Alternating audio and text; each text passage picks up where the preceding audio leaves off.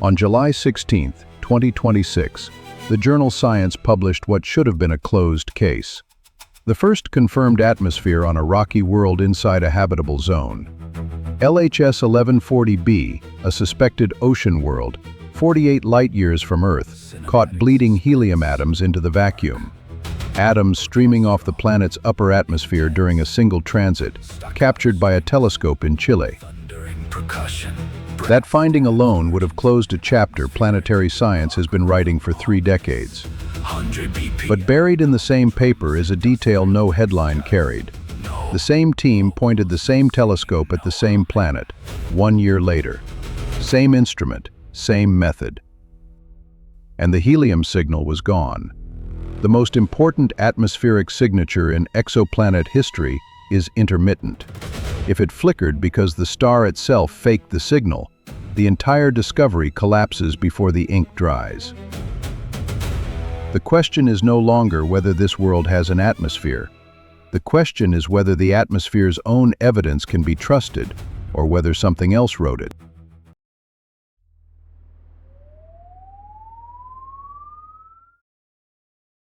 Case File 008, LHS 1140b, status pending. In this file, evidence has a name. The target was first spotted in 2017 by the M-Earth Project, a network of small telescopes watching red dwarf stars for the telltale dimming that means a planet just crossed the line of sight. What they found was a world 5.6 times the mass of Earth and 70% wider. Think of it as Earth's heavier, wetter cousin.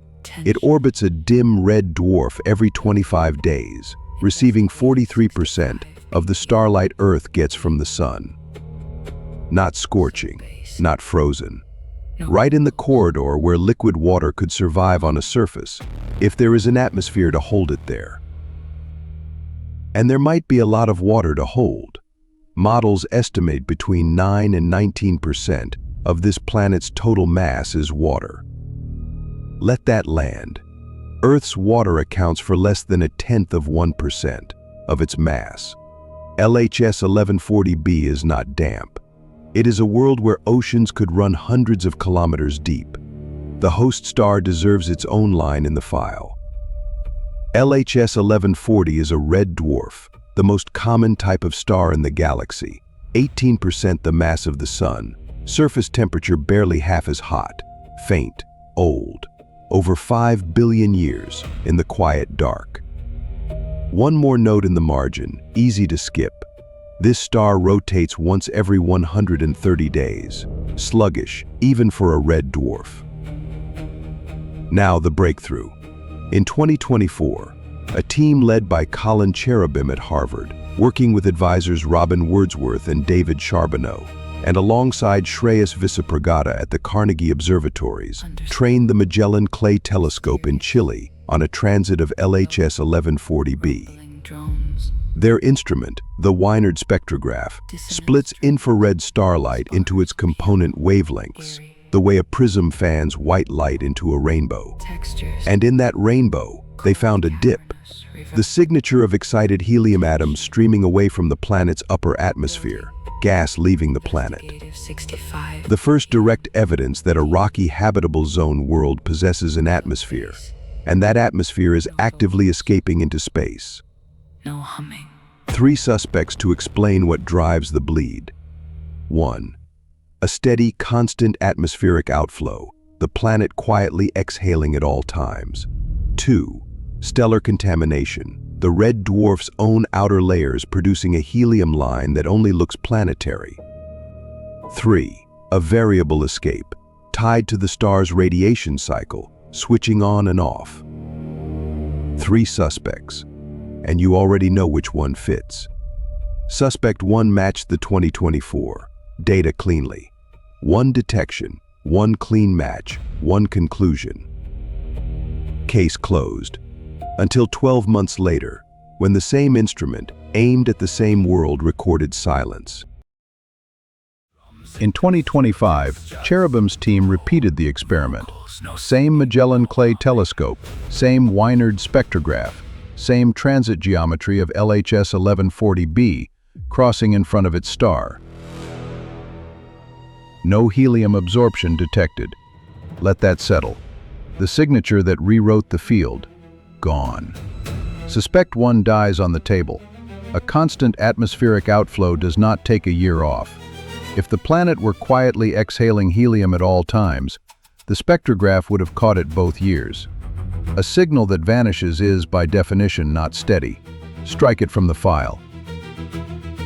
2 suspects remain, and the more dangerous one steps forward. Charles Cadieux, an astronomer at the Université de Montréal, raised the objection that makes the entire discovery tremble. Active red dwarfs produce their own helium emission from the chromosphere, the thin, turbulent halo of hot gas just above a star's visible surface. If LHS 1140's chromosphere was active during the 2024 transit and quiet during the 2025 transit, then the celebrated detection was never planetary at all. It was the star's own signal, wearing the planet's name. To see why separating the two is so difficult, picture what transmission spectroscopy actually does. When a planet crosses in front of its star from our vantage point, a thin ring of starlight filters through the planet's atmosphere on its way to our telescope. Different gases absorb different wavelengths, leaving fingerprints in the light. That is the planet's testimony. But here is the trap. That same starlight originates from the star itself and passes through the star's own chromosphere. If the chromosphere contains excited helium, it leaves its own fingerprint at the same wavelength. 1 beam of light, 2 possible authors for the same spectral line. Telling them apart is an act of surgical deduction, not a glance. Vocals, no singing, no. The star's file stops being background and becomes a suspect sheet. LHS 1140 emits just 0.38% of the sun's luminosity, a candle next to a bonfire. But red dwarfs are notorious for violent outbursts, flares and blasts of X-ray radiation that can strip a nearby planet bare. And that slow spin from the margin note, 130 days per rotation. Note it again, do not connect it yet. Here is where the case stands. 1 detection, 1 non-detection. A plausible accusation that the star authored the signal. If Cadieux is right, the paper published on July 16th announced a phantom, and the most celebrated atmosphere in exoplanet history belongs to no world at all. The paper published in Science on July 16, 2026, is the Carrillo, the formal confrontation between the planet and its star. Cherubim, Wordsworth, Charbonneau, and Visapragada did not dismiss Cadieux's objection.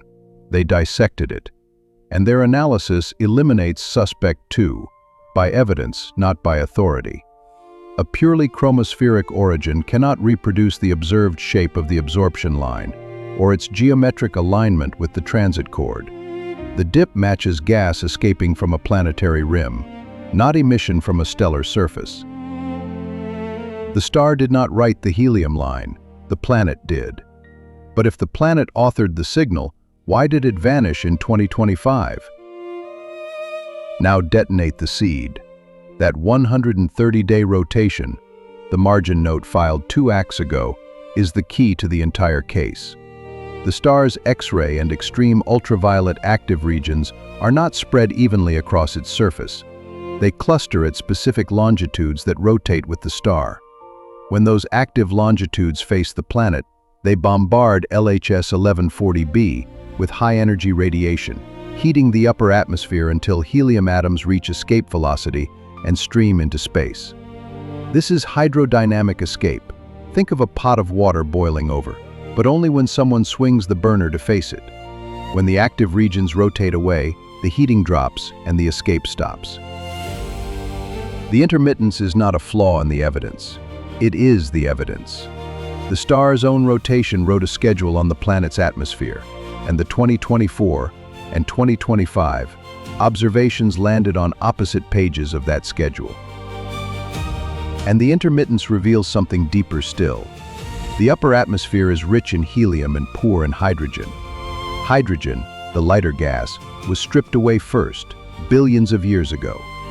This atmosphere has been bleeding for over 3 billion years, but the heavier molecules, water and carbon dioxide, remain locked in the deep lower atmosphere, shielded by the very helium layer that sacrifices itself under stellar bombardment. The shield bleeds, so the ocean can survive. What you are about to see is not a photograph. It is a forensic reconstruction. Iron core. A water fraction so massive it reshapes the planet's density, enough greenhouse warming to sustain liquid water on the surface. Let the record show. Sarah Seeger at MIT calls the detection a milestone. But the lower atmosphere's exact chemistry remains unmeasured. The oceans are unconfirmed. The intermittence mechanism awaits further transit campaigns to map the star's rotation against the escape signal. The case stands open. The next chapter belongs to the James Webb Space Telescope. Transit spectroscopy of LHS 1140b will search for water vapor and carbon dioxide in the lower atmosphere, the proof that this bleeding shield guards an ocean. One more entry for the file. There is another world in this system, LHS 1140c, closer to the star, scorching at 561 Kelvin, and almost exactly Earth-dense. That case has not been opened yet.